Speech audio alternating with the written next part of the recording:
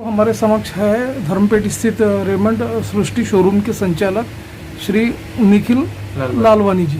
Sir, हम आपसे ये जानना चाहेंगे कि जो लॉकडाउन के दरमियान जो अभी महाराष्ट्र बिगिन अगेन सेकंड के तहत जो अभी प्रशासन ने जो ये दी है अनुमति आप लोगों को व्यापार करने के ऑड इवन डे, तो ऑड इवन डे की आपकी ऑड इवन डे में किस प्रकार की समस्या से जूझ रहे हो, उस बारे में बताइए। देखिए, लॉकडाउन में ऑड इवन डेट्स का मेरे हिसाब से कोई सही डिसीजन नहीं है ऑड इवन डेट्स रखना। यहाँ तो उसे सब दिन चालू करके रखो, यहाँ तो ऑड इवन रखो ही मत।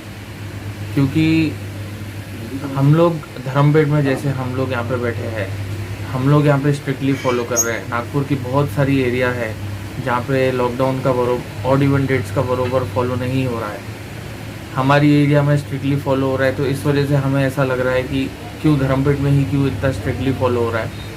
अभी भी आप दूसरी एरिया में जाके देखोगे, कोई कोई जगहों पे सब लाइन चालू है, पूरा मार्केट चालू है, लेकिन हमारा धर्मपेट एरिया ही सबसे ज़्यादा अफेक्ट कर रहा है। ये सब चीज़ों में स्ट्रिक्ट हो रहा है।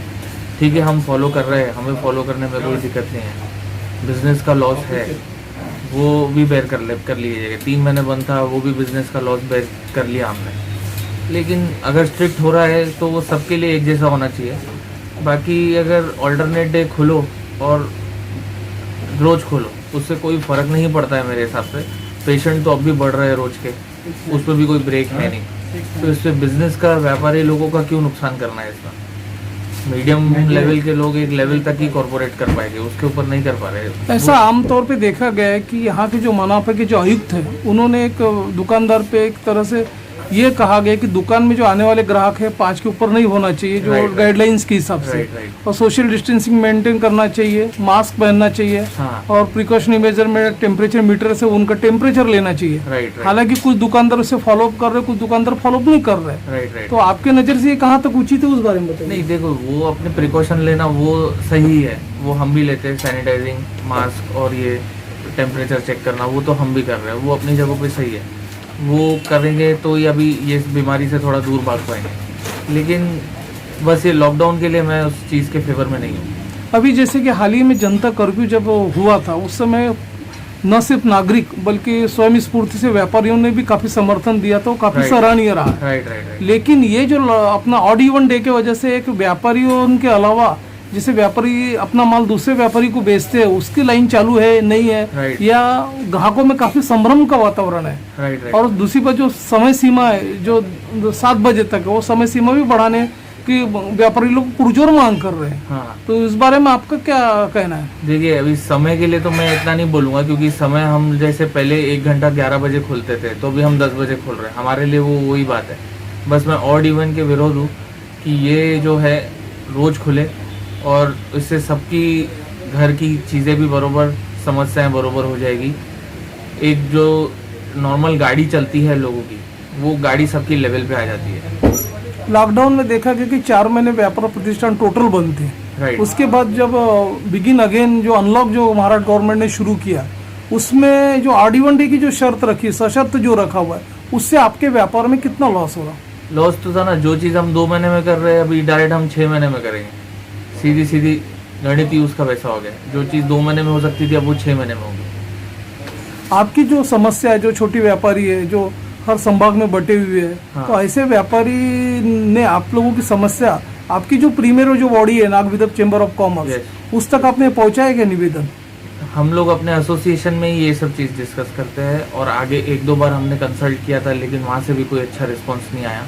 बोले जो NMC से ऑर्डर है वही चलेगा, उसके आगे कुछ हो नहीं सकता है। एक तरफ देखा गया है कि मनापा आयुक्त ये कहते हैं कि ऑड इवन डे लागू रहेगा, और दूसरी ओर शहर के जो महापौर है, उनका कहना ये है कि ये ऑड इवन डे समाप्त किया जाए। काफी व्यापारी काफी त्रस्त हो रहे, परेशान हो रहे हैं। ये दोनों के बीच में जो एक तरह से जो वातावरण जो चल रहा है, एक विरोधाभास है दोनों को इसमें, तो उसका खामियाजा व्यापारी लोग भुगत रहे। वो तो है ना सर, अभी जो डिसीजन लेगा मेन पावर तो NMC के अंडर में जाएगा।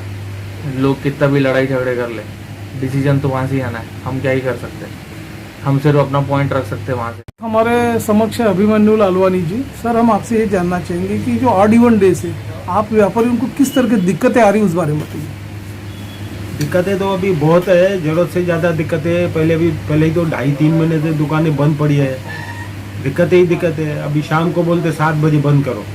अब 7 बजे एक्चुअली तो देखा जाए जो हमारा बिजनेस है 5-6 बजे से तो स्टार्ट होता है और 9 बजे तक फुल स्पीड से चलता है। बाकी दिन तो ये पूरे दिन में इतना बिजनेस नहीं होता।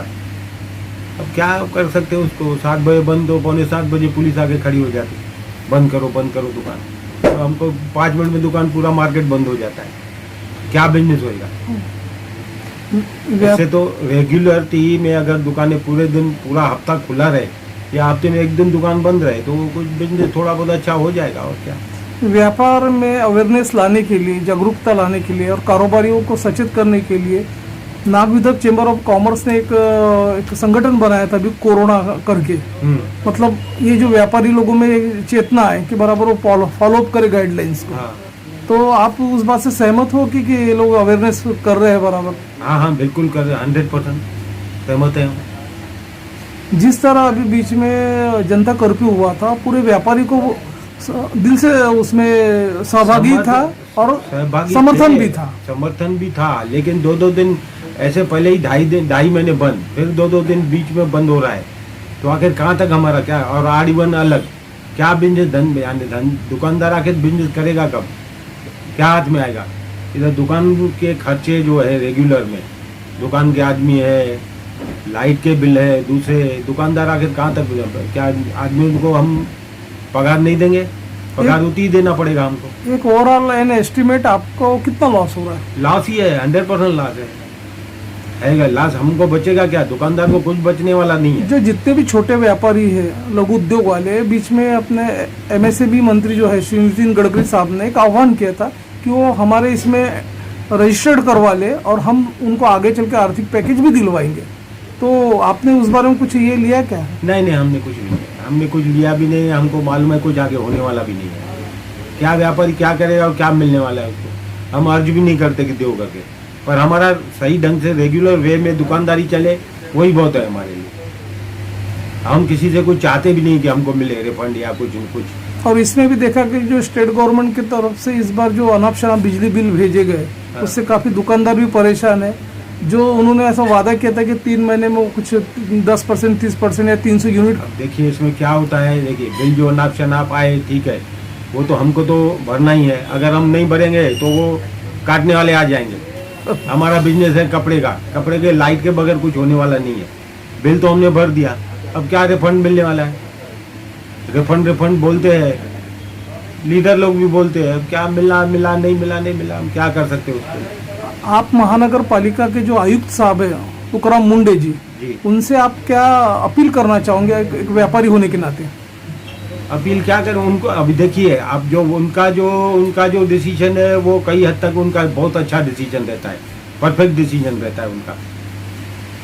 अब वो जो कर रहे हैं पब्लिक के लिए कर रहे हैं, हम लोगों के लिए कर रहे हैं, ऐसा नहीं है वो खुद के लिए कर रहे हैं, सीधी बात है।